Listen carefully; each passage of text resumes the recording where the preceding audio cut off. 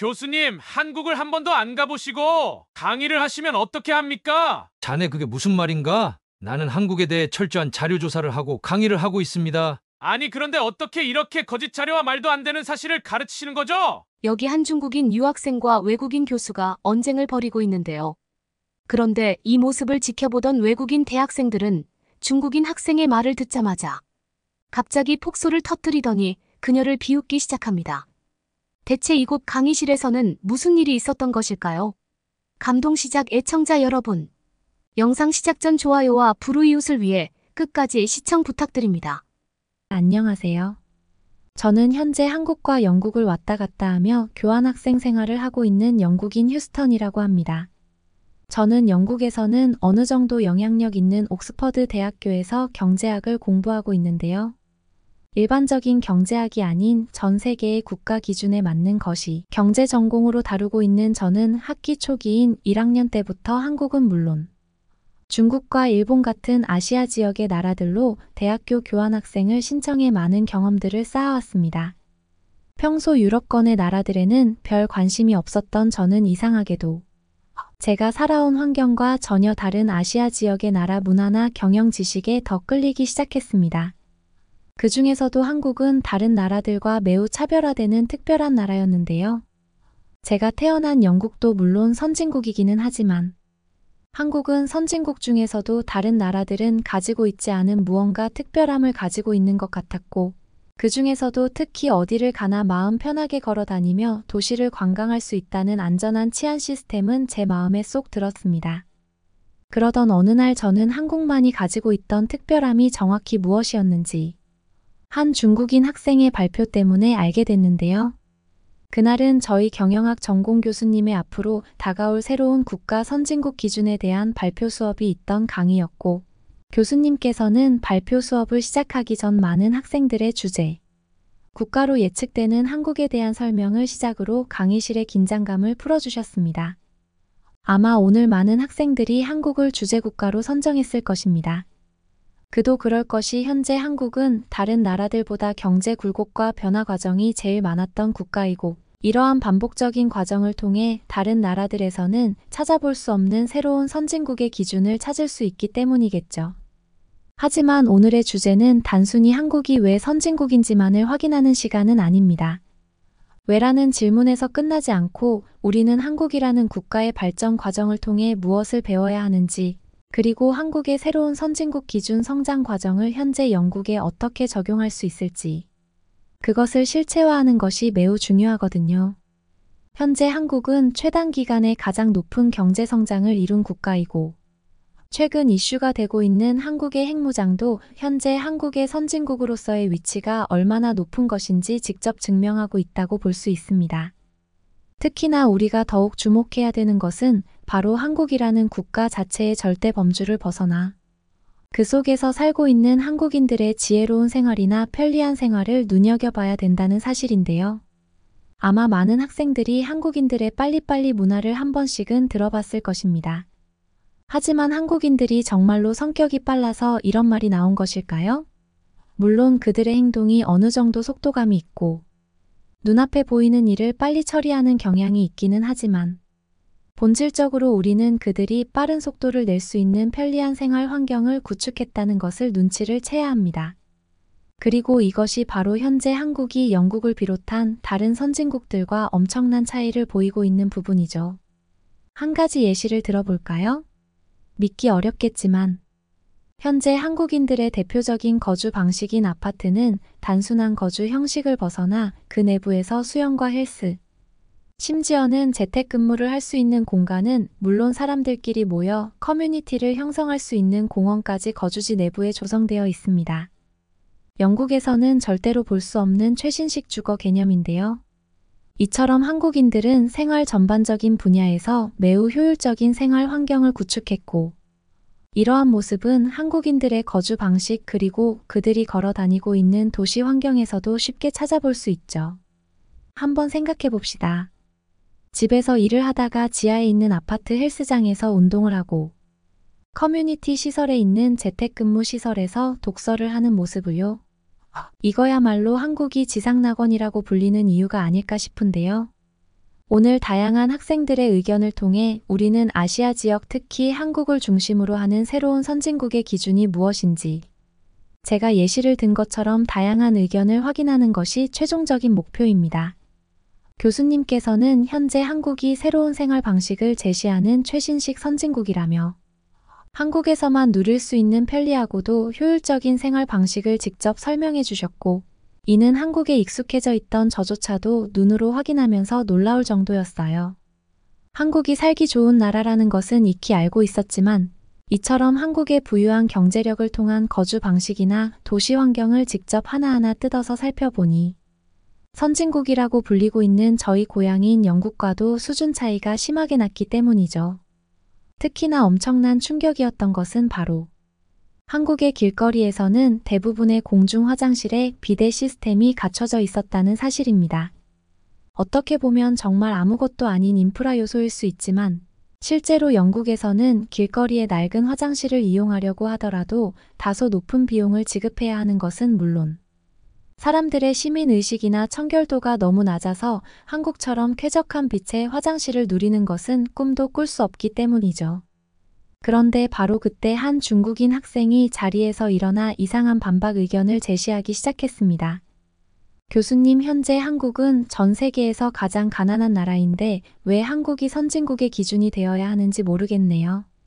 이 부분에 관한 정확한 자료 조사가 완료된 것이 맞을까요? 제가 위대한 나라인 중국 출신이어서가 아니라 선진국의 최고 순위에 있는 중국인인 저조차도 제 입으로 중국이 선진국의 기준이라는 말은 하지 않는데 왜 그렇게 한국을 올려치시는지 이해하기가 어렵습니다. 혹시 교수님께서는 한국을 한 번도 경험해보지 않았던 걸까요? 특히나 방금 근거 자료로 말씀해 주신 한국의 핵무장과 관련된 부분은 순전히 한국의 핵무장이 아닌 중국의 핵무장과 관련된 주제라는 것은 대부분의 안보 전문가가 알고 있는 의미입니다. 한국은 핵무기를 생산할 수 있는 경제적 뒷받침이 전혀 되지 않고 있습니다. 그리고 너무나 자연스럽게 한국인들은 선진국의 기준이 되기 어려운 가난한 삶을 살고 있죠. 이곳에 있는 수많은 학생들이 한국을 경험해 보셨는지는 모르겠지만 제가 직접 한국의 빈곤 국가 실체를 알려드리도록 하겠습니다. 아까 한국인들의 대표 주거 방식으로 설명해 주신 아파트는 그저 철골 구조물만 있는 껍데기에 불과합니다. 그들의 집 내부에는 방이나 거실과 같은 구조가 전혀 없고 국가 자체가 너무나 가난한 문제 때문에 화장실마저 집 내부에 존재하지 않죠. 집 내부에 화장실이 없는 국가가 있다는 사실을 알고 계셨나요? 그 정도로 한국은 지금 빈곤합니다. 교수님이 설명하신 거주 방식은 한국이 아닌 오히려 중국에서 실현 가능한 부분이죠. 아무리 선진국이라도 거주지 내부에서 수영까지 하고 곧바로 집에 갈 수 있다는 사실은 너무 부풀린 발언이라고 생각합니다. 그런 나라는 세상에 존재하지 않아요. 실제로 한국인들은 대부분 노숙자처럼 길거리 구석에서 텐트를 치고 단체 생활을 하고 있습니다. 그리고 자연스럽게 이러한 현상은 한국인들의 시민의식 수준을 저하시켰죠. 한국은 선진국이 아닌 절대 빈곤 국가이고 그들은 집에서 휴식을 취하다가 화장실을 이용하기 위해 그들이 그렇게나 자랑하는 공중화장실이 있는 길거리로 나가야 하는 황당한 국가입니다. 중국인 학생의 발언이 끝나기 무섭게 강의실에는 엄청난 폭소가 울려 퍼지고 말았고 저 또한 터져나오는 웃음을 참을 수가 없었는데요. 그도 그럴 것이 중국인 학생은 사뭇 엄격하고 진지하게 한국에 대한 비판을 한다고 생각했겠지만 그가 설명한 내용은 도저히 같은 지식인 수준이라고는 볼 수 없는 황당한 주장에 불과했고 저는 한국인들의 집 내부에 화장실이 없다는 중국 학생의 말을 듣자마자 어이가 없어 웃음이 터지고 말았습니다. 사실 처음에는 은근슬쩍 유머를 끼워 넣어 한국의 대단함을 알리려는 역설적 발언이 아닐까라고 생각했지만 중국인 학생의 표정은 절대 학생들의 긴장을 풀어주기 위한 유머라고 볼 수 없을 정도로 진지했고 저는 그런 중국인 학생의 모습에 너무나 당황스러워지고 말았죠. 중국인 학생은 정말 중국이라는 나라에만 갇혀서 살아온 것 같은 느낌이 들었고 저는 저런 말도 안 되는 발표에는 대답할 가치조차 없다고 생각하고 있었습니다. 하지만 교수님은 오히려 중국인 학생의 발언을 진지하게 들어주시더니 뜬금없이 정말 그렇게 생각하냐면서 다시 한번 중국인 유학생에게 되물었고 그렇다는 말이 돌아오자마자 강의실 화면을 켜고 충격적인 팩트 폭격을 이어나가셨는데요. 학생은 한국에 대해서 너무나도 모르는 것 같네요. 아니면 혹시 그렇게 발언을 하라고 어디서 지시라도 받은 것일까요? 최근에 이런 중국인 학생들의 한국에 대한 거짓된 정보나 상황을 강의 중에 알려서 다수가 혼란스러워지는 문제가 발생하고 있습니다. 정확한 정보 제공 목적의 의견이 아니라면 개인의 생각은 앞으로의 발표에서 최대한 제외하는 것이 좋아 보이네요. 일단 한국의 대표 거주 방식인 아파트가 비현실적이라고 했는데 그렇다면 중국인 학생은 제가 없는 것을 지원했다 이런 의미로 생각해야 될까요? 하지만 놀랍게도 이곳 강의실에만 하더라도 한국을 직접 경험하고 한국인 친구가 살고 있는 아파트를 방문해 본 강의생들이 상당히 많이 있습니다. 한국의 아파트라는 복합 거주시설은 실존하는 거주 방식이고 중국인 학생의 생각처럼 그렇게 비현실적이지도 않아요. 아니면 한국이 그렇게나 발전한 나라라는 것을 이번에 처음 알게 된 것일까요? 아니면 중국에는 한국과 같은 수준의 아파트 거주 방식이 없기 때문일까요? 자, 한번 보세요. 현재 한국은 중국보다 높은 경제 수준을 가지고 있어요. 1인당 GDP 통계는 물론 그 나라의 선진국 척도를 알 수 있는 범죄 발생률만 살펴보더라도 한국과 중국은 비교조차 되지 않습니다. 물론 과거에는 중국이 경제적으로 부유하고 선진국이던 시절이 있었겠죠. 하지만 현재 상황은 완전히 달라졌습니다. 학생이 방금 설명한 집 내부에 화장실이 없는 거주 방식은 한국이 아닌 오히려 중국에서 보편적인 거주 방식 아닌가요?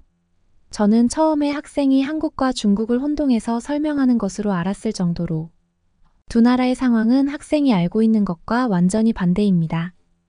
실제로 지금 중국에서는 대다수의 거주 방식인 주택 건물이나 복합 주거시설에서 화장실이 제외되어 있죠. 그리고 화장실이 없는 이유는 중국의 경제 수준이 너무 좋지 않은 것은 물론 가난한 중국인들이 하나의 집에 몰려서 다수가 살다 보니 자연스럽게 생활 편의시설 공간을 제외시키고 있기 때문입니다. 그리고 자연스럽게 집 내부에 화장실이 없는 중국인들은 길거리에서 일을 해결하고 있죠. 하지만 놀랍게도 중국인들은 원래부터 길거리의 도보나 도로를 화장실처럼 이용해 왔습니다. 그게 바로 중국은 완벽한 후진국이고 한국은 최고 선진국인 이유라고 할 수 있어요. 한국은 단순히 경제적으로 부유한 선진국의 척도를 벗어나서 그들이 가지고 있는 측정 불가능한 시민의식이나 국민의 생활 수준만큼은 그 어떤 나라도 따라할 수 없을 정도의 높은 준법 정신을 보여주고 있고 이것은 자연스럽게 그들의 도시 인프라를 쾌적하게 만들어냈습니다.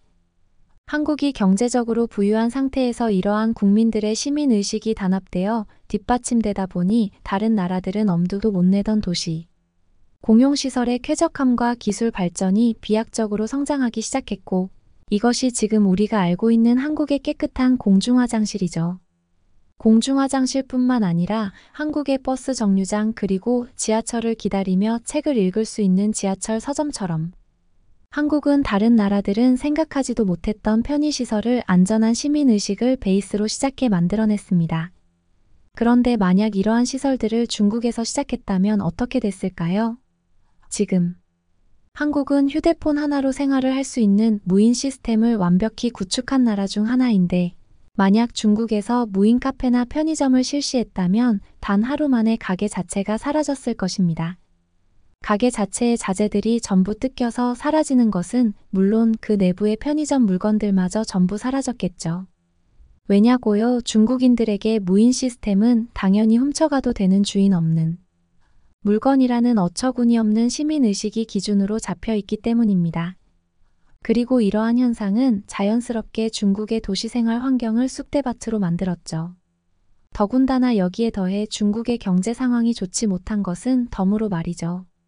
또한 한국과 중국의 1인당 GDP만 비교를 해보더라도 학생의 주장이 완전한 거짓이라는 것을 알 수 있을 정도입니다. 심지어 현재 중국은 도시 인프라를 한국과 같이 디지털 인프라로 교체하던 와중 국민 대부분의 개인정보가 털려버리는 사건까지 발생했고 이 때문에 중국의 도시 인프라는 완전히 후퇴하고 말았죠.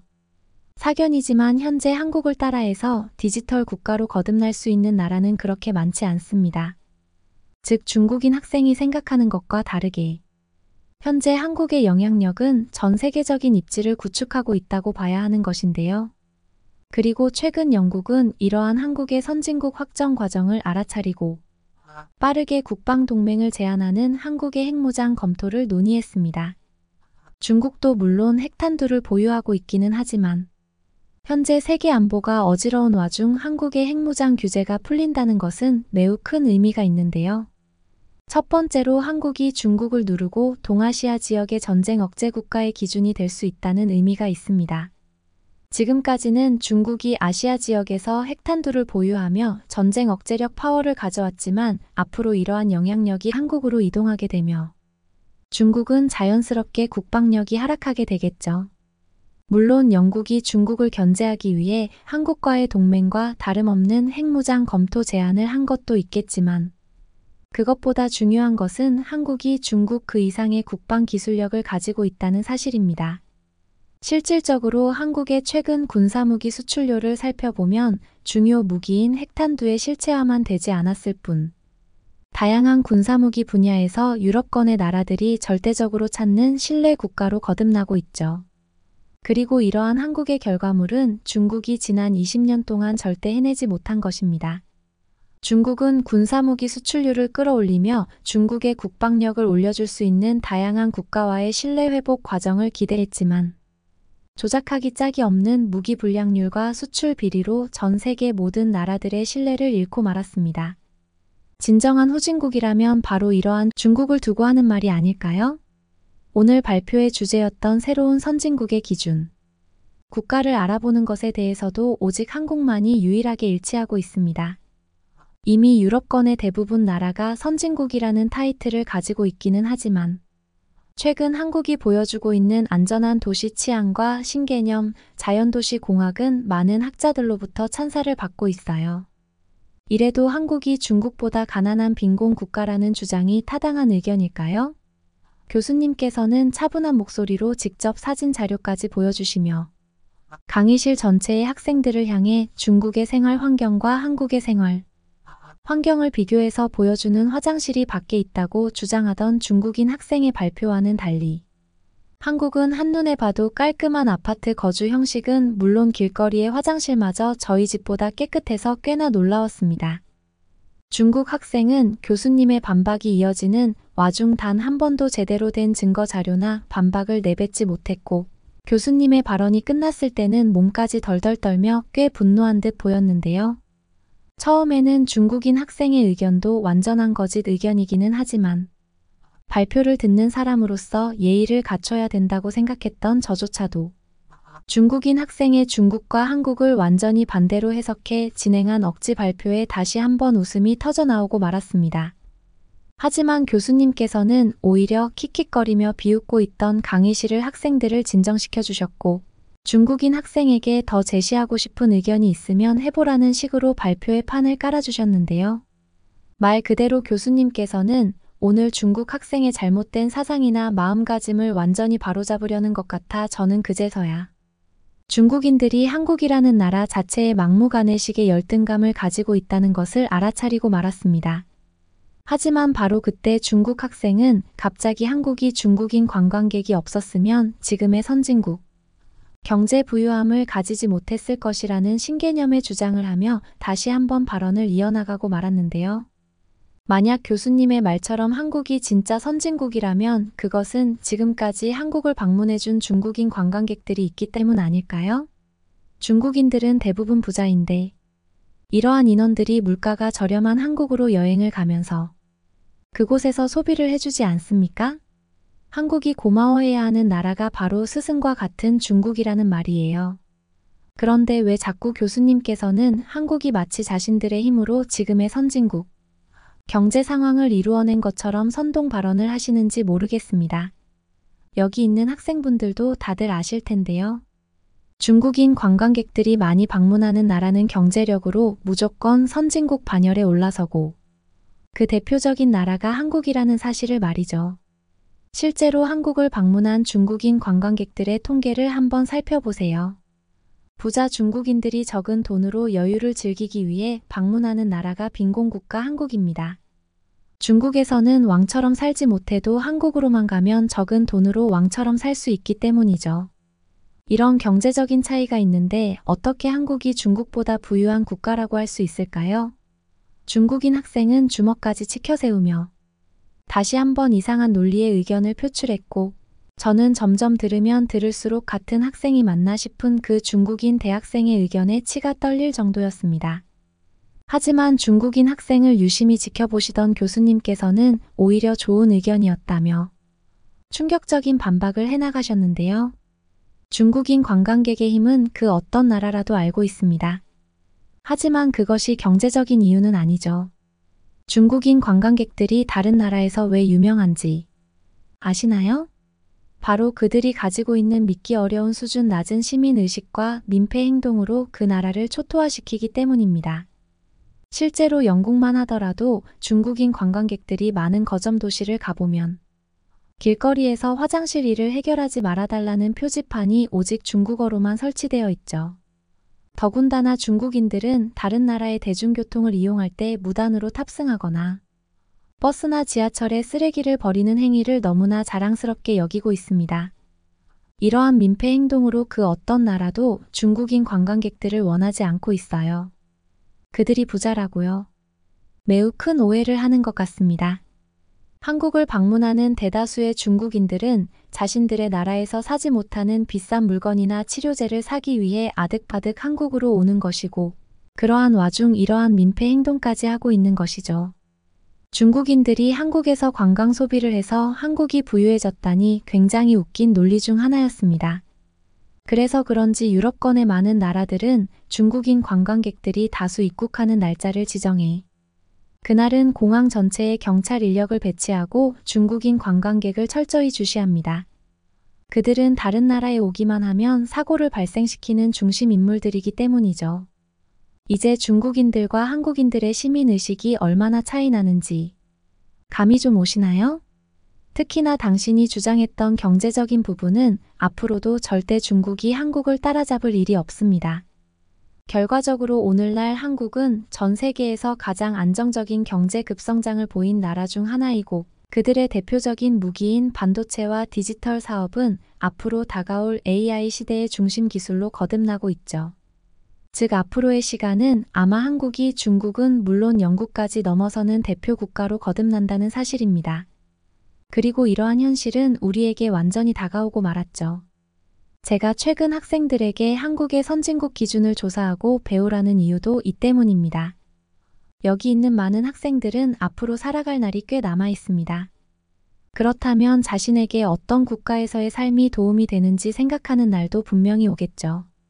실제로 현재 영국에서의 안전이민 국가 중 한국은 최상단에 있고, 영국의 유명 연예인들도 자식들은 한국으로 유학을 보내는 경우가 계속해서 늘고 있습니다.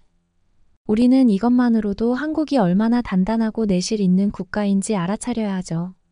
하지만 우리가 그러한 시간 속에서 경계해야 하는 것이 바로 오늘과 같은 중국인들의 선동 작전입니다.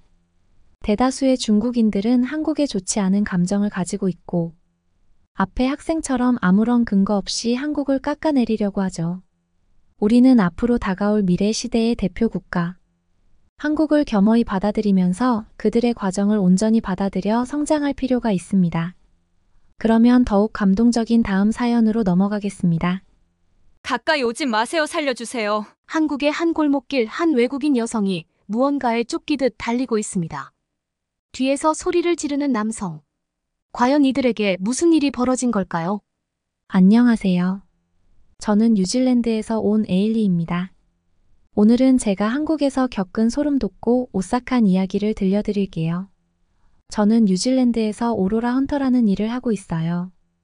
오로라 뉴질랜드에 여행 온 관광객들에게 제공되는 오로라 투어를 위해 차량에 오로라 탐지기 GPS, 위성 레이더를 설치하여 보다 많은 관광객들에게 아름다운 오로라를 보여주기 위해서 오로라 사냥을 하는 사람들을 일컫는 말이에요.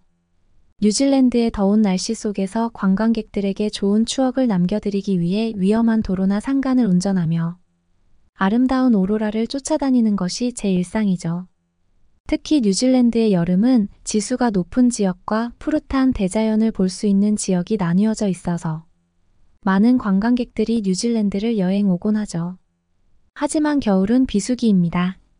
날씨도 춥고 뉴질랜드 전체가 눈에 덮이고 날씨가 좋지 못해 오로라를 보는 게 쉽지 않죠. 그해 왜 뉴질랜드에서 오로라를 보면 행운이 온몸을 감싼다는 말이 있을 정도로 겨울에 오로라를 보는 것은 쉽지 않아요. 하지만 겨울의 오로라는 더욱더 색이 짙고 뚜렷한 것이 장점이죠. 어느 날 평소와 같이 여행사에 출근을 했어요.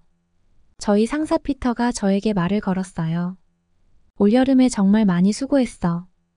율리야, 올겨울 시간 될 때 어디 따뜻한 나라에 여행 한번 갔다 오는 게 어때? 회사에서 제공되는 휴가 프로모션에 항공권을 반값으로 해주는 상품이 생겼어. 해외여행은 한 번도 나가보지 않았잖아. 젊은 나이에 이 섬나라에 계속 갇혀있기 고단 해외에 나가서 다양하게 견문도 넓히고 힐링도 하고 오는 게 어때? 저는 말했어요. 뉴질랜드 밖을 벗어나 본 적이 없어서 솔직히 두렵긴 해요. 하지만 따뜻한 나라는 한번 경험해보고 싶어요. 어디가 좋을까요? 피터가 말했어요. 아시아나 호주, 아프리카나 남미 쪽이 따뜻하지. 어디든 여행하기 좋을 거야.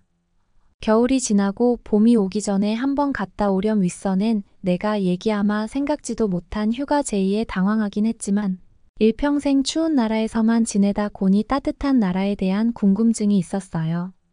항상 반팔과 반바지 슬리퍼를 신고 땀을 흘리며 해변을 걷는 사람들을 생각했죠. 그리하여 저는 따뜻한 나라로 휴가를 떠나기로 결심했어요. 집에 돌아와 나라들을 검색하기 시작했어요. 솔직히 아프리카나 남미같이 넓은 나라들은 오랜 기간 여행하는 것이 좋아 보였고 호주는 뉴질랜드와 같이 섬나라라 끌리지 않았죠. 아시아의 각 나라들을 찾아보았어요. 필리핀, 태국, 베트남 등 여러 나라의 해변을 찾아보았죠. 그중 하나의 사진이 제 눈을 사로잡았어요. 한국의 부산 광안리라는 곳이었죠. 바다 너머 길게 늘어선 길고 긴 대교가 제 눈을 사로잡았고 야경도 정말 아름다웠어요. 광안리 근처의 호텔에서 내려다본 풍경은 아주 아름다웠죠. 엄청 좋은 휴양지라는 생각이 들었어요. 그래서 저는 한국이라는 나라에 가겠다고 결심을 했죠. 부가적으로 한국에 대해서 검색을 했어요. 한국은 전통과 현대가 공존하는 매력적인 나라로 알려져 있었고 특히 맛있는 음식과 다양한 관광 명소로 유명했어요.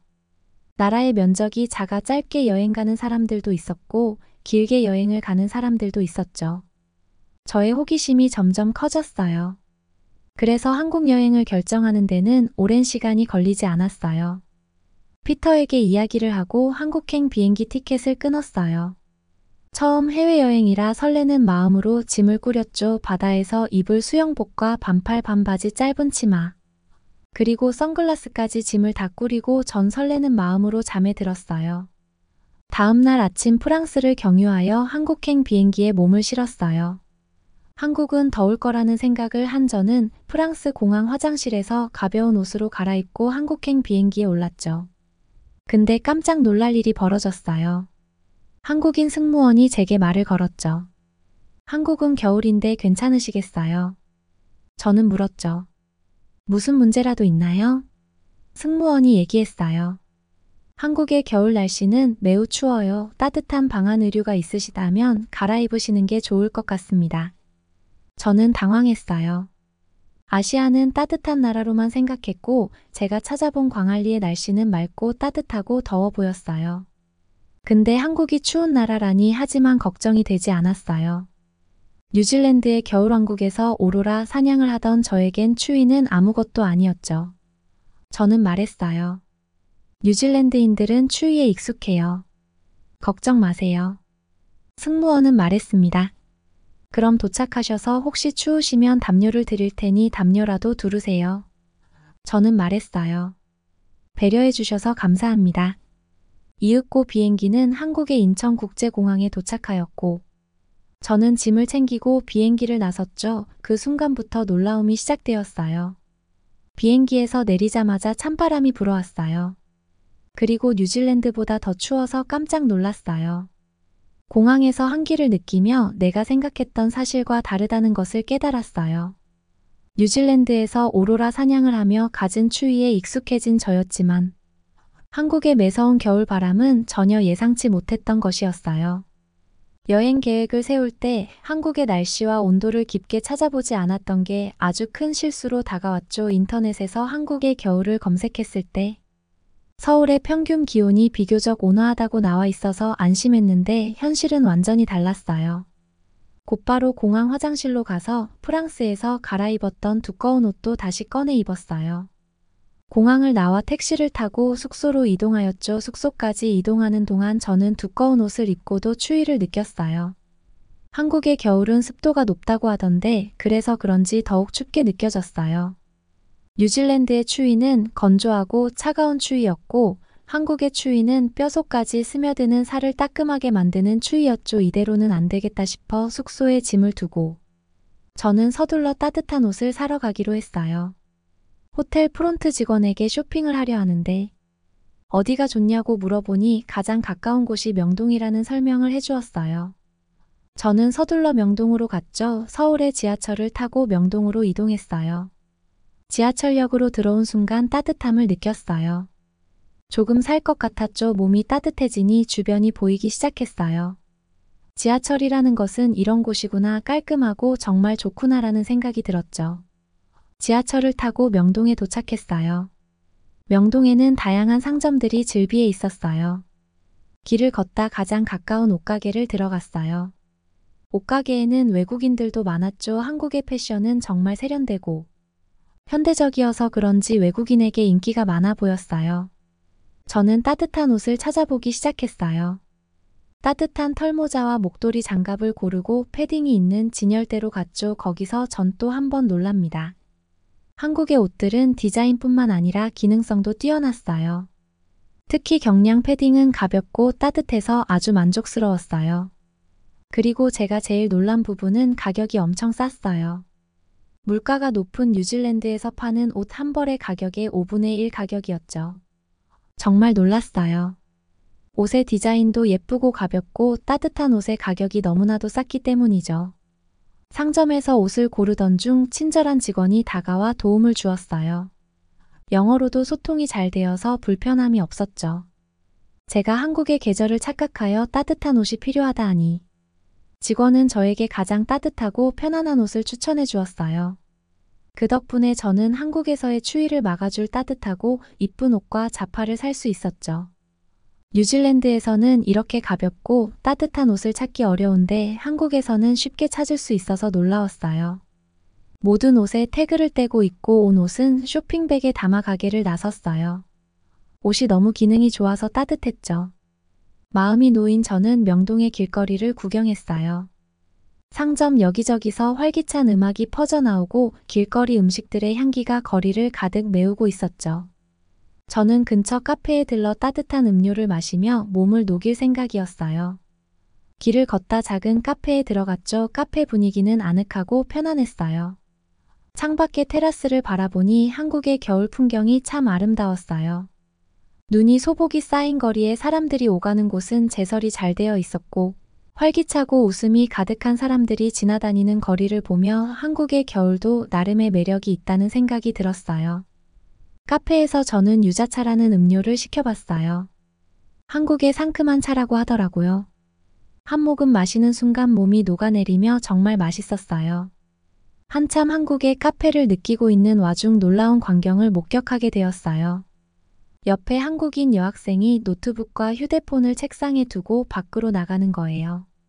아시아에선 소매치기나 도둑이 많아서 조심해야 한다는 인터넷 자료를 본 적이 있던 저로서는 충격이었죠. 누가 훔쳐갈까봐 걱정이 되었어요. 그래서 종업원에게 손짓을 하며 물건들을 가리켰어요. 이때 종업원이 웃으면서 다가왔죠. 휴대폰 번역기를 사용하며 괜찮다. 한국은 이렇게 자리를 맡아둔다 아무도 훔쳐가지 않는다. 걱정 말아라고 얘기해 주었어요. 그래도 걱정이 되던 저는 유자차를 홀짝홀짝 마시며 혹시 누가 가져가지 않을지 경계의 눈초리로 물건들을 지켜봤죠. 유자차를 다 마시고도 자리를 일어나지 못했어요. 그렇게 1시간이 지나고서야 여학생이 돌아왔어요. 제가 누가 훔쳐갈까봐 계속 지켜봤다고 하니 웃으면서 영어로 고맙다고 하더라고요. 그러면서 한국은 치안이 좋아 걱정할 필요 없다라고 했어요. 편안한 여행을 즐기라고 했죠. 이 모든 광경들이 너무 신기했어요.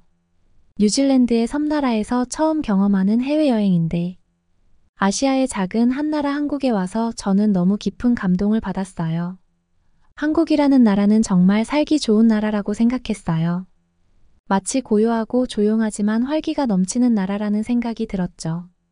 카페를 나서서 명동의 다양한 길거리 간식을 맛보았어요. 회오리 감자, 계란빵, 군고구마, 추운 날씨에 먹는 음식들이 제 몸과 마음을 따뜻하게 해주었죠. 길을 걷다 명동성당이라는 곳도 보았어요.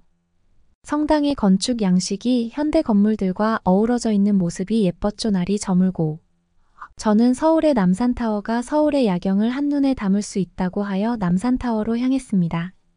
남산타워에 다다르자 탑승할 수 있는 케이블카가 보였어요. 케이블카를 타고 남산타워로 올라가는 동안 서울의 아름다운 전경이 눈앞에 펼쳐지기 시작했어요.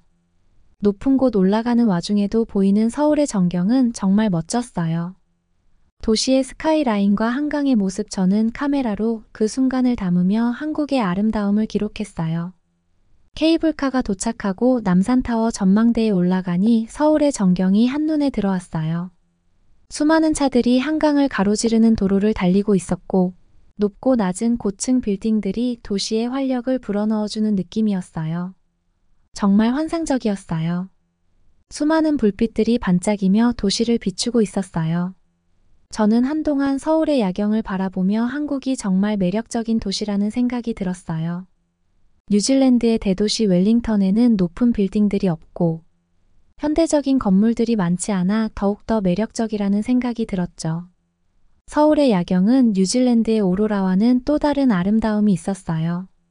와, 나의 첫 여행지에서의 첫날이 이렇게 행복하다니 라는 생각을 하며 남산타워를 내려왔어요. 하지만 이 행복은 오래가지 않았어요. 숙소로 돌아가는 길 한국의 거리를 천천히 걸어보았어요. 거리에는 많은 사람들이 바쁘게 움직이고 있었어요. 한국의 도시는 정말 활기차고 에너지가 넘쳤어요. 거리의 조명과 상점들의 화려한 간판이 눈길을 끌었어요. 저는 이국적인 분위기에 푹 빠져들었어요. 그런데 그 순간 휴대폰 배터리가 없어서 숙소로 가는 길을 헤매게 되었어요. 길을 헤매다 어두운 골목으로 들어섰죠. 사람도 없고 차도 없어서 겁이 났어요. 그 순간 뒤에서 어떤 남자가 뒤따라 걸어오는 소리가 들리는 거예요. 혹시나 하는 마음은 들었지만 휴대폰도 훔쳐가지 않는 한국이라 한편으로는 아닐 거야. 이렇게 좋은 한국인데 그럴 리 없어 라는 생각으로 의연하게 걸음을 재촉했어요. 하지만 그 생각은 산산조각이 나버렸죠. 멀리서 들리는 발소리가 쿵쿵쿵하며 달리는 소리로 바뀌는 거예요. 저는 그 소리에 놀라 무서워서 달리기 시작했어요. 뒤에서 뭐라고 소리를 지르는데 무슨 말인지 이해할 수 없었어요. 마치 화가 난 듯 보였죠. 가까이 오지 마세요. 살려주세요. 그렇게 한참을 달리다 건물 사이 비좁은 통로에 몸을 숨겼어요. 발소리는 들리지 않았고 숨이 가쁘고 너무 놀란 저는 숨을 고르며 눈물을 흘렸어요. 그 순간 누가 제 어깨를 확 잡았어요. 놀라서 저는 그대로 주저앉았죠. 눈물이 앞을 가리고 너무 무서웠어요. 저기요, 뒤를 돌아보니 경찰이었어요. 순간 놀라고 무서웠던 마음이 사르르 놓였습니다. 경찰관이 물었어요. 왜 어두운 길을 혼자 걷고 있었냐? 찾아다니느라 힘들었다. 저는 누가 쫓아와 무서워 달렸다고 했어요. 그러자 경찰이 어딘가를 가리켰어요. 가로등에 CCTV가 설치되어 있었고 경찰관이 여기는 여성 안심길이라는 말을 하며 겁에 질린 저를 달래주었어요. 한국에 CCTV가 잘 보급되어 있어서 365일 경찰들이 순찰을 돌며 99%의 치안율을 자랑한다고 했어요. 한 여성이 아무도 없는 어두운 골목을 걷고 있어 순찰을 돌다가 걱정돼서 따라왔는데 갑자기 달려가서 소리를 치며 멈춰 세우려 했다고 하더라고요. 그 말에 저는 힘이 풀려 주저앉았어요. 다행이라는 마음이 온몸을 휘감았어요. 어떻게 저를 찾았죠? 저는 숨어 있었는데요. 경찰이 말을 했어요. CCTV 관제센터와 통신하며 자신의 이동 경로를 추적했어요. 안심하세요. 이 얘기를 들으니 한국의 치안 시스템은 정말 믿을 수 없을 정도로 훌륭하다는 생각이 들었어요. 경찰은 제가 더 이상 두려워하지 않도록 친절하게 설명해 주었어요. 이곳이 얼마나 안전한지 사람들이 서로를 얼마나 신뢰하는지 깨달을 수 있었어요. 경찰이 왜 혼자 걷고 있냐고 물었어요. 저는 숙소 가는 길인데 휴대폰 배터리가 없어 지도를 볼 수 없었다고 했어요. 경찰이 자신의 주머니에서 보조 배터리를 꺼내 휴대폰과 연결해주고 숙소 가는 길까지 안전하게 태워주겠다고 경찰차로 가자고 했어요. 경찰차로 같이 걸어가 경찰차를 타고 숙소로 가는 동안 경찰은 저에게 한국의 여러 가지 좋은 점들을 이야기해 주었어요. 특히 한국의 경찰 시스템과 시민들의 높은 시민의식을 강조했어요. 덕분에 저는 한국에 대해 더 많이 알게 되었고, 이곳에서의 생활이 얼마나 안전한지 다시 한번 실감할 수 있었어요. 호텔 덕문에 도착한 이후 경찰에게 감사 인사를 드리고 호텔로 들어왔어요. 온몸이 나른하였죠. 방 문을 열고 들어갔는데 깜짝 놀랐어요. 방이 아주 따뜻한 거예요. 아니, 따뜻하다 못해 너무 더웠어요. 한국의 난방 시스템은 정말 훌륭했어요. 온돌 난방 덕분인지 바닥이 따뜻해서 몸이 나른해졌죠. 저는 점점 더워져서 두꺼운 옷을 벗고 챙겨온 반팔과 반바지를 입고 편안하게 쉴 수 있었어요. 뉴질랜드에선 라디에이터로 방을 데워요 하지만 밖에서 들어오는 강풍이나 밤에 급격히 기온이 내려가면 방이 선선해질 정도였죠. 하지만 한국은 달랐어요. 뉴질랜드의 라디에이터 난방과는 비교할 수 없을 정도로 따뜻했어요. 저는 한국에서의 첫날을 이렇게 보냈어요. 예상치 못한 추위와 새로운 경험들로 가득 찬 하루였어요. 하지만 한국의 따뜻한 옷과 훌륭한 난방 시스템 덕분에 편안하게 지낼 수 있었어요. 앞으로의 한국 여행이 더욱 기대되었어요. 한국의 첫날 밤 저는 숙소에서 따뜻하게 쉬며 내일의 일정을 계획했어요. 이번에는 서울을 벗어나 새로운 도시를 탐험하기로 했어요. 바로 부산이에요. 비록 한국은 겨울이라 제가 여행을 출발하기 전 부산 광안리의 따뜻하고 가벼운 여행은 되지 않겠지만 부산은 한국의 두 번째 큰 도시로 각종 해산물로 만든 맛있는 음식으로 유명하다고 들었어요. 특히 사진으로 찾아본 아름다운 해변이 있는 광안리가 매우 보고 싶었죠. 다음날 서울역에서 KTX를 타고 부산으로 향하는 날이 드디어 왔어요. KTX는 한국의 고속열차로 서울에서 부산까지 빠르게 이동할 수 있는 최고의 교통수단이에요. KTX에 탑승을 하고 잠시 자리 정리를 하는 사이 기차는 출발하였죠. 빠르게 이동하는 기차 안이 너무 조용해서 새삼 놀랐어요. 기차 안에서 편안하게 앉아 창밖을 바라보며 한국의 풍경을 감상했어요. 빠르게 지나가는 도시와 산 그리고 넓은 들판이 인상적이었어요. KTX는 정말 빠르고 쾌적했어요. 미국의 KTX가 모든 대도시에 걸쳐 있어 하루 만에 여러 도시를 구경할 수 있다고 했죠. 그래서 처음 뉴질랜드에서 검색할 때 한국이라는 나라는 짧으면 짧고 길면 긴 여행을 다양하게 즐길 수 있는 나라인가 보다라는 생각을 했어요. 기차 안에서는 무료 와이파이도 제공되어 여행 중에도 인터넷을 사용할 수 있어 매우 편리했어요. 약 3시간 정도의 여정 후 드디어 부산에 도착했어요. 부산역에 내리자마자 택시를 타고 광안리 해수욕장으로 향했어요. 부산은 서울과는 또 다른 매력을 가지고 있었어요. 바다와 가까운 도시여서인지 공기가 더 신선하고 기분이 상쾌했어요. 저는 광안리 해수욕장에 도착을 했어요. 탁 트인 바다의 향기가 코끝을 스치며 반겨줬어요. 광안리는 부산을 대표하는 해수욕장으로 광안대교가 아름답게 펼쳐져 있는 곳이죠.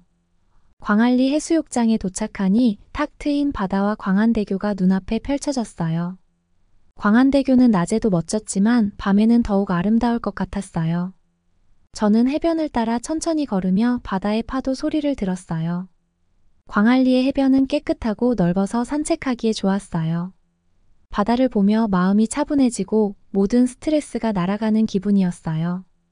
한국에서의 여행은 정말 매 순간이 힐링의 연속이었어요.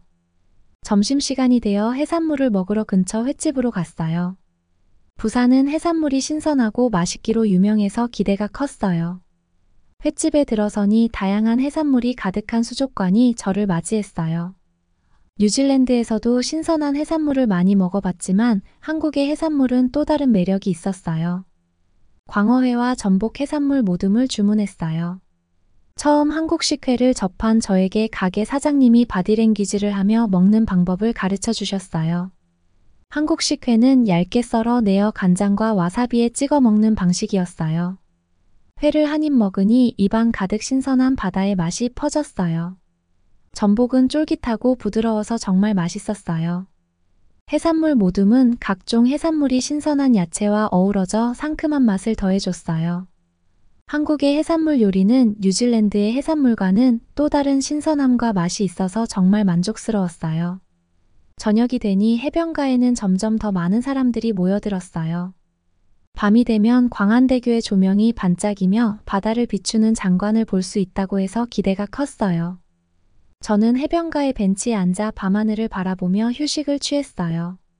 그리고 드디어 광안대교의 조명이 하나 둘 켜지기 시작했어요. 수많은 불빛들이 다리를 따라 반짝이며 바다 위에 아름다운 빛의 물결을 만들었어요. 그 모습은 정말 환상적이었어요. 밤이 깊어가면서 해변가에서는 불꽃놀이가 시작되었어요.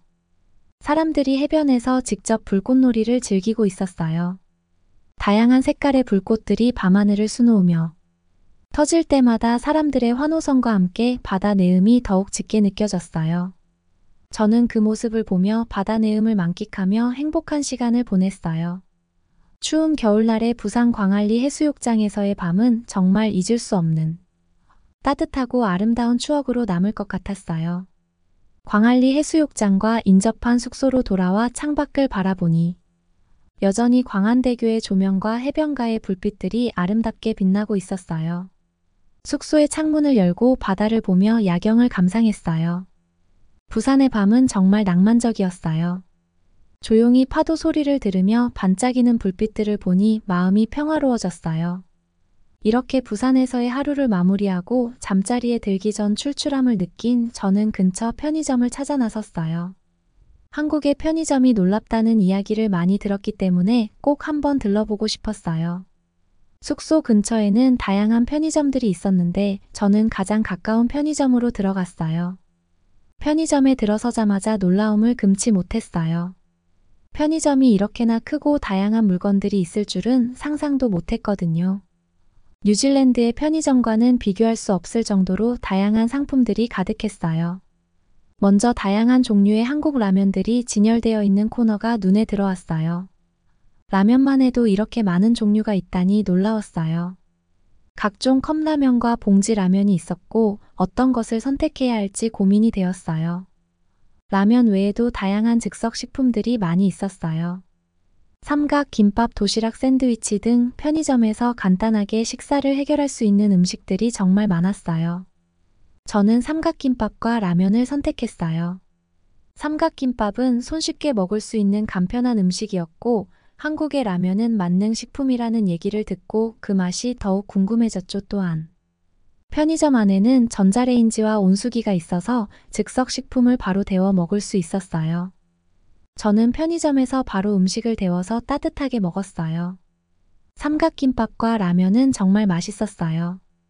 특히 삼각김밥은 김과 밥 속 재료가 잘 어우러져 있어서 간단하면서도 맛있는 한 끼 식사로 충분했어요. 삼각김밥과 라면을 다 먹은 후 저는 입안을 시원하게 해줄 음식을 찾았어요. 편의점 안에는 각종 음료수와 디저트들도 많았어요. 다양한 맛의 우유와 커피 그리고 디저트로 아이스크림들이 진열되어 있었죠. 한국의 편의점 아이스크림은 종류도 다양했어요. 저는 녹차 아이스크림이 궁금해서 녹차 아이스크림을 선택했죠. 포장을 뜯고 입안에 아이스크림을 넣고 맛을 보는데 진한 녹차 맛이 입안 가득 퍼져서 정말 맛있었어요. 한국의 편의점은 다양한 상품들과 편리한 시설들 덕분에 간단하게 식사를 해결하고 출출함을 달랠 수 있는 좋은 장소 같았어요. 한국의 편의점은 단순한 가게가 아니라 작은 슈퍼마켓처럼 느껴졌어요. 이곳에서의 경험은 정말 특별했어요. 부산에서의 하룻밤을 행복하게 보낸 뒤 저는 서울의 다양한 명소를 방문하고 싶어졌어요. 다시 KTX를 타고 서울로 돌아왔어요. 첫 번째로 방문한 곳은 경복궁이었어요. 경복궁은 한국의 전통 건축물로 역사와 문화를 느낄 수 있는 곳이었어요. 궁궐 내부를 둘러보며 한국의 역사 건축물에 대해 더욱 깊이 있는 경험을 하였어요. 특히 궁궐의 아름다운 정원과 고풍스러운 건물들이 인상적이었어요. 뉴질랜드와는 차원이 다른 한국의 전통과 문화가 살아 숨쉬는 공간 속에 제가 들어와 있는 느낌이었어요.